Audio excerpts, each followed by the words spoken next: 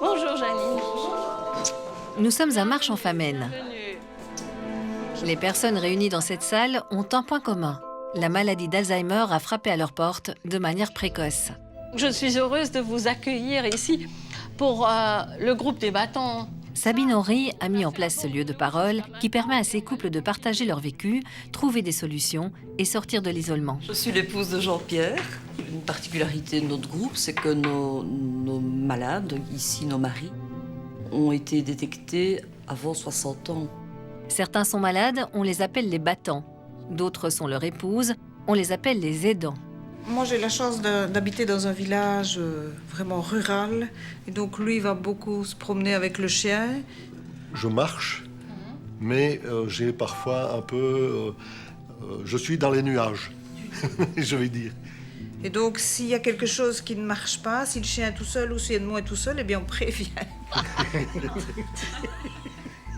Nous avons changé le clavier de l'ordinateur de Jean-Marie, qui était blanc. Il a à présent un clavier noir. Il dit qu'il ne sait plus s'en servir. Or, les touches sont exactement les mêmes. Au même endroit. Au même endroit.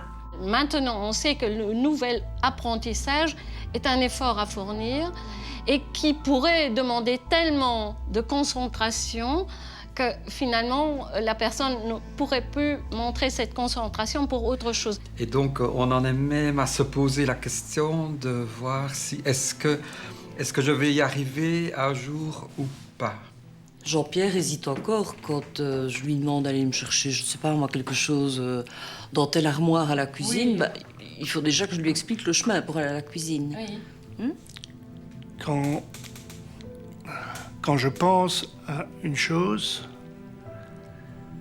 et normalement, j'en mets une autre à côté ou des choses comme ça, mais ça ne va plus, ça. Je demande à Marianne de faire une chose. Si elle... Non, c'est même pas ça. Non, c'est difficile.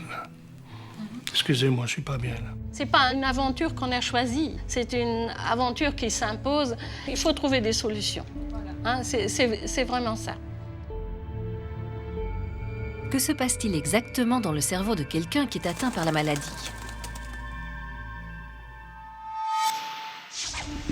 Dans notre cerveau, nous avons des milliards de neurones qui sont connectés entre eux pour constituer un vaste réseau. Ces connexions, appelées synapses, permettent de faire passer l'information d'un neurone à un autre. Dans la maladie d'Alzheimer, deux types de lésions apparaissent dans le cerveau. D'une part, la formation de plaques séniles et d'autre part, l'atrophie de neurones. Premier paramètre, comment se forment les plaques séniles? Certaines protéines du cerveau, qui doivent en principe se désagréger, se mettent au contraire à s'agglutiner pour former des fibres de plus en plus importantes. À force, ces agrégations constituent des plaques qui empêchent les informations de circuler entre les neurones. À l'UCL, le professeur Jean-Noël Octave étudie de près le fonctionnement de ces plaques séniles. Ici, on travaille sur une protéine qui est à l'origine de la formation des plaques séniles, une des lésions caractéristiques de la maladie d'Alzheimer. Alors pour cela, nous utilisons des cultures de neurones. Donc on arrive à mettre en culture des neurones qui sont préparés à partir de cerveaux de rats.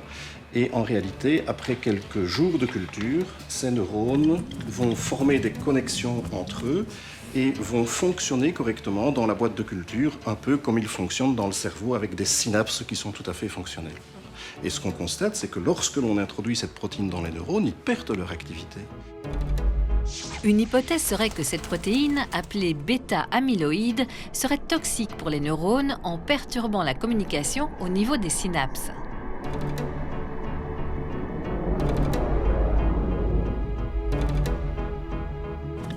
Sur ces images au microscope du professeur Octave, on voit à gauche des neurones sains qui semblent palpitants de vie.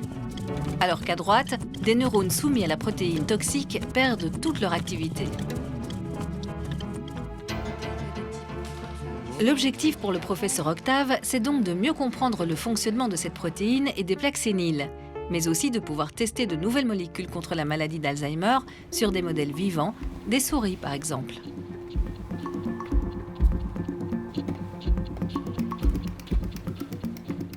Ici, nous sommes dans une plateforme comportementale dont le but est d'étudier le comportement des animaux, différents types de comportements, mais en particulier des tests d'apprentissage lorsque l'on s'intéresse évidemment à la maladie d'Alzheimer. Alors ici, par exemple, nous avons ce que l'on appelle la piscine de Maurice. Première étape, une souris normale est introduite dans cette piscine. L'animal a appris pendant quelques jours à retrouver la plateforme blanche. On constate que cette souris la rejoint sans difficulté.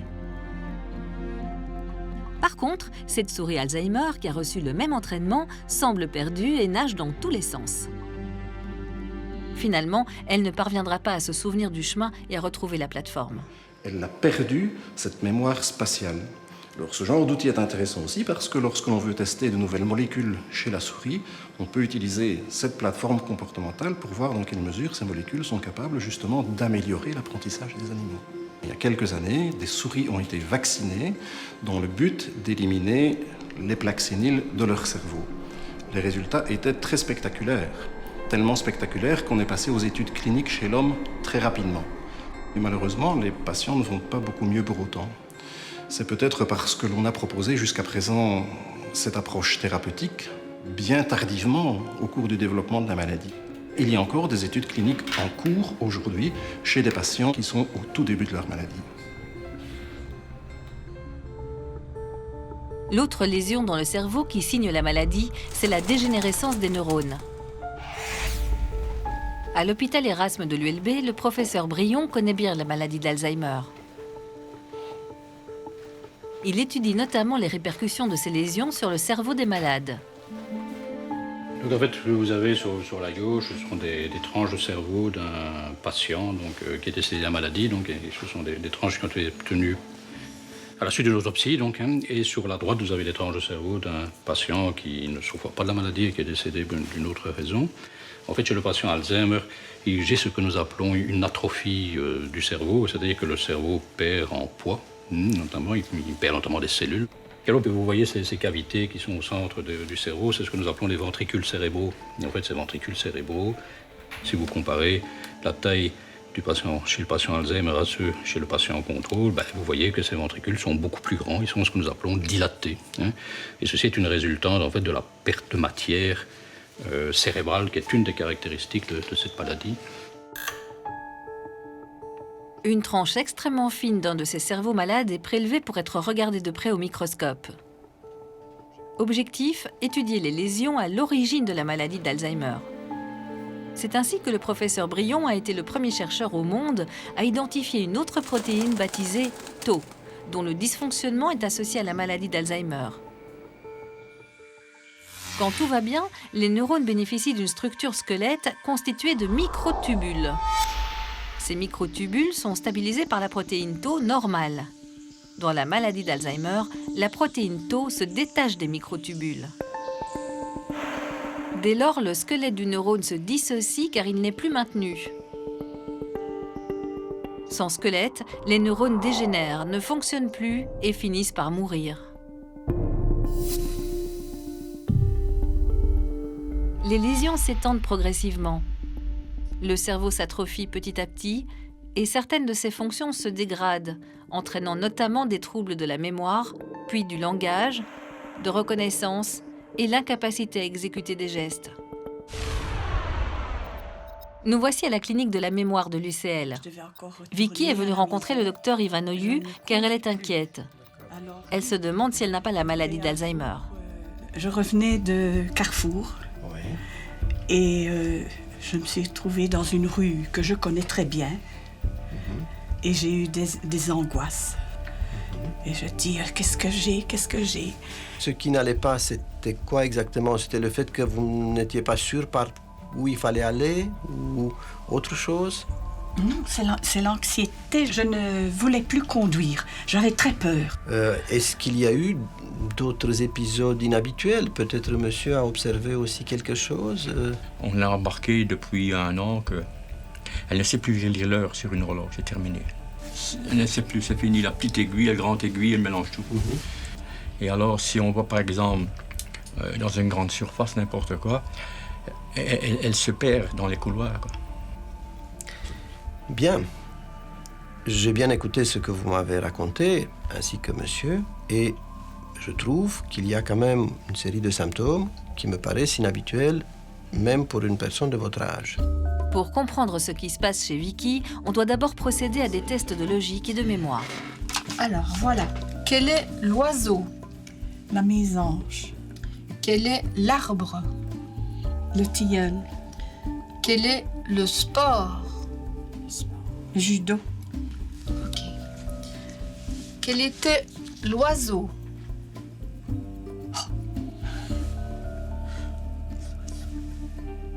Non, pas mésange. Non. De toute façon, on a droit à plusieurs essais. Alors, est-ce que vous pouvez compter à rebours à partir de 20? Donc 20, 19, allez-y. 20, 19, 18, 16, ok. 16. Les tests passés par Vicky ne sont pas très bons, mais des examens complémentaires sont nécessaires pour être certain du diagnostic. Alors vous asseyez, vous déposez votre tête dans le coussin. Étape suivante, un examen d'imagerie cérébrale IRM.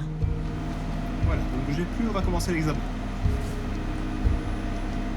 Ça, c'est l'examen FDG de ta patiente que nous avons réalisé et comme tu vois, je suis relativement inquiet. Sur cette image de notre patiente, qui est une image de résonance magnétique cérébrale, nous constatons que les sillons du cortex sont beaucoup trop creusés, ce qui signifie que le cortex cérébral a perdu de sa substance. On voit également que cette structure très importante pour la mémoire, que l'on appelle l'hippocampe, est beaucoup trop amincie, beaucoup trop fine, et que les cavités à l'intérieur du cerveau, qu'on appelle ventricules, sont beaucoup trop dilatées. C'est un début de preuve. Mais avant d'annoncer un diagnostic aussi lourd que celui de la maladie d'Alzheimer, il faut avoir des certitudes. Vicky a donc subi un autre examen d'imagerie cérébrale. Un examen peu courant car invasif et coûteux, mais pratiqué ici à Saint-Luc à titre expérimental. Alors, ce sont des images obtenues par le PET scanner après lui avoir injecté du sucre combiné avec une substance légèrement radioactive. Donc, le cerveau capte très fortement ce sucre et on peut voir ici en rouge une partie du cortex cérébral où la captation de sucre est tout à fait normale. Par contre, si on regarde cette autre partie du cerveau, on constate que la région n'est pas rouge, mais elle vire vers le vert, voire le bleu, c'est-à-dire qu'elle est très paresseuse, très froide, elle n'a pas capté correctement le sucre et ça signale la présence à cet endroit des lésions neurodégénératives typiques de la maladie d'Alzheimer. Regarde. Pour Vicky, le diagnostic est maintenant sans équivoque. Qu'est-ce que tu en penses? Sur le moment, on a un petit choc, mais pour moi, ça n'a pas été comme ça parce que quelques années avant, j'avais eu un cancer. Et j'avais demandé à mon Dieu, si je devais encore avoir une maladie grave, une maladie qui me mettrait dans un lit, dans un état végétatif, je préfère encore avoir l'Alzheimer. Donc pour moi, ça n'a pas été un grand choc. Mais je fais tout ce que... J'aime bien danser, je danse. J'aime bien chanter avec ma chorale, je vais à la chorale. Je fais tout pour nourrir mon cerveau, quoi. Mes neurones. Ce que je veux, c'est qu'il y ait une stabilisation qui reste comme maintenant.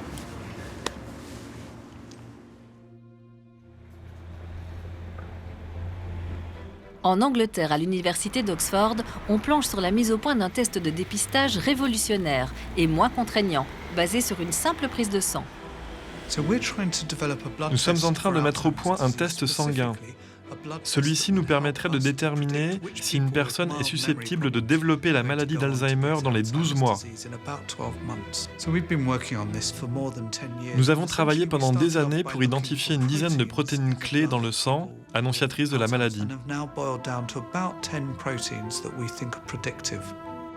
La présence de ces protéines dans le sang d'une personne dite saine pourrait donc permettre de prévoir le déclenchement futur de la maladie. Ainsi, on pourrait mettre au point des traitements préventifs et éviter que la maladie ne s'installe. Un bel espoir. Les recherches se poursuivent.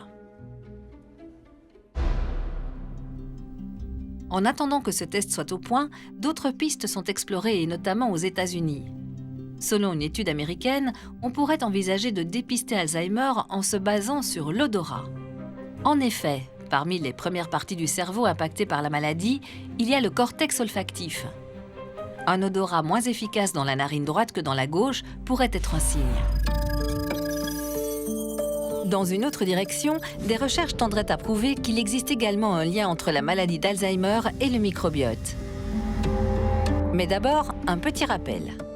Nous sommes colonisés par énormément de bactéries. On parle de microbiote. On retrouve le microbiote de la bouche, on retrouve le microbiote de la peau, du vagin et celui de l'intestin. Si je prends l'exemple de l'intestin, c'est 100 000 milliards de bactéries qui résident simplement à cet endroit-là. C'est-à-dire autant de cellules que nos propres cellules humaines, voire peut-être même plus. En quelque sorte, ce microbiote va commander à notre système immunitaire toute une série d'informations pour nous protéger. Il est donc aujourd'hui important de considérer l'ensemble de ces bactéries intestinales comme étant un partenaire véritablement impliqué dans le maintien de notre santé. Dans le cas de la maladie d'Alzheimer, c'est le microbiote intestinal qui jouerait un rôle clé. Les études sont encore en cours et il existe encore beaucoup de questions. Néanmoins, les chercheurs pensent que la piste est intéressante. Aujourd'hui, nous sommes convaincus qu'il existe un lien entre le microbiote intestinal et la maladie d'Alzheimer. En effet, les patients qui souffrent de cette maladie ont un microbiote intestinal qui est différent. Certaines bactéries sont augmentées, d'autres sont diminuées. Chez l'animal de laboratoire, il a également été clairement démontré qu'en jouant sur la composition du microbiote, en le modifiant, on pouvait arriver à soit augmenter le développement des plaques séniles, voire les diminuer, donc protéger de la maladie. Néanmoins, il est difficile de pouvoir démontrer le lien de cause à effet. La prochaine étape sera de déterminer quelle bactérie spécifique joue un rôle, lequel et comment dans le processus.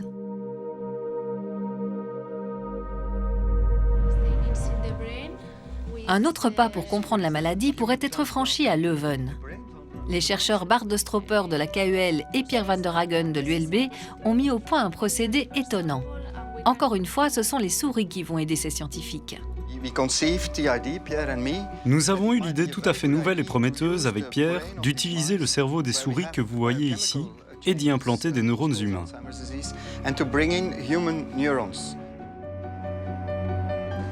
Donc ici, on est dans une salle de culture de cellules. C'est ici que sont cultivées les cellules souches pluripotentes, qui sont donc des cellules capables de devenir n'importe quelle cellule de l'organisme. Et ce qu'on a développé au laboratoire, c'est un moyen de les transformer en cellules nerveuses, et en particulier des neurones humains. Et une fois qu'elles sont suffisamment matures, on les transplante chez la souris pour poursuivre les expériences. Cela paraît incroyable, mais les neurones humains se développent dans le cerveau de la souris et créent des connexions avec les neurones de l'animal. Donc ce que ça apporte, c'est d'avoir un modèle qu'on peut utiliser au laboratoire, mais avec des neurones humains, dans un cerveau de souris, donc comme si on avait un cerveau humain en quelque sorte sur lequel on peut réaliser des expériences. L'espoir, c'est de pouvoir déceler par exemple le moment où la maladie commence, qui est un moment qu'on n'a jamais vu dans un patient, puisqu'en général le patient est diagnostiqué des années, voire qui sait peut-être des décennies après que la maladie ait commencé. Et bien sûr, si on peut voir quel est le moment où commence la maladie, peut-être qu'on va alors enfin comprendre exactement comment cette maladie se met en place et comment alors pourquoi pas un jour la prévenir ou la guérir. Il y a autant de maladies que de patients. Claire, vous l'aimez beaucoup? Eh ben, ne pensez qu'à ça, à l'aimer. Mais est-ce que c'est possible que j'ai la maladie?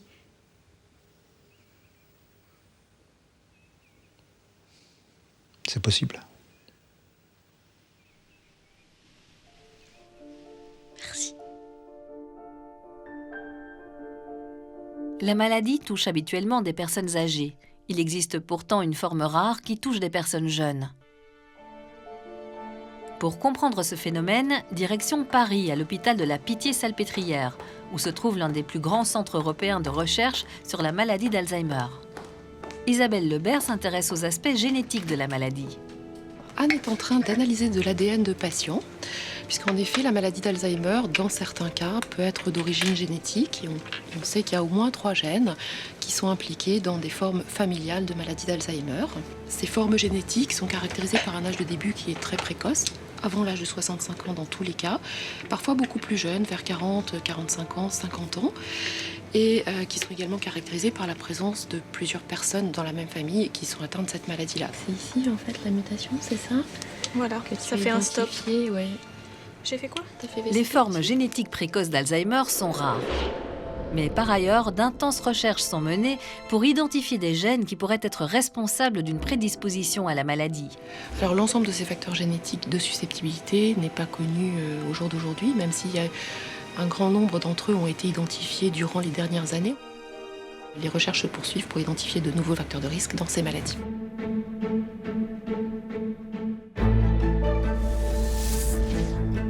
Sur le plan pharmaceutique, des traitements novateurs ont fait récemment leur apparition dans des laboratoires.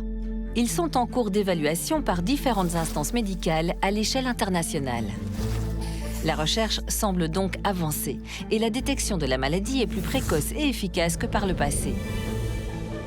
L'espoir d'avancées significatives est donc bel et bien de rigueur.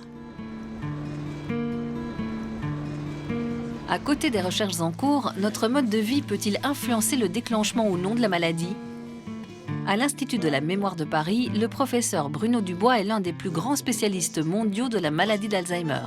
Il y a un certain nombre de facteurs qui, par leur présence, vont déterminer l'âge auquel la maladie va apparaître. Et là, on peut lutter contre ces facteurs. C'est très important. Il faut bien sûr se prendre en charge. Il faut, par exemple, lutter contre la sédentarité, avoir des activités physiques, des activités psychiques aussi. Bien sûr, la stimulation cognitive, ne serait-ce que marcher. Ou danser. 5, 6, 7, 8, on y va. 1, 2 et 3. Le tango, qui demande à la fois une grande concentration mentale et physique, est tout indiqué pour stimuler le cerveau des personnes âgées.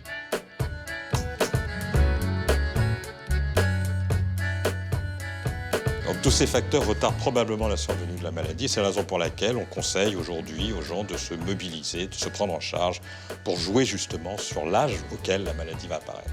L'activité physique, mentale ou artistique peut permettre aussi aux personnes touchées par la maladie de mener le plus longtemps possible une vie stimulante, à l'image de nos battants. C'est quoi là? Qu'est-ce que tu vois là?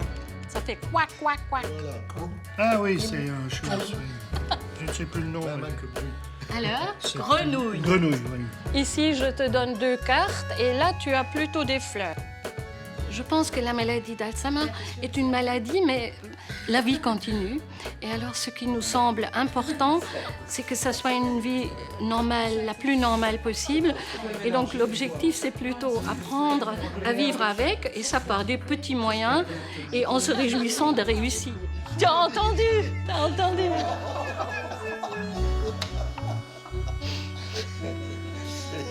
J'ai pas encore fait un petit truc là pour mettre les points.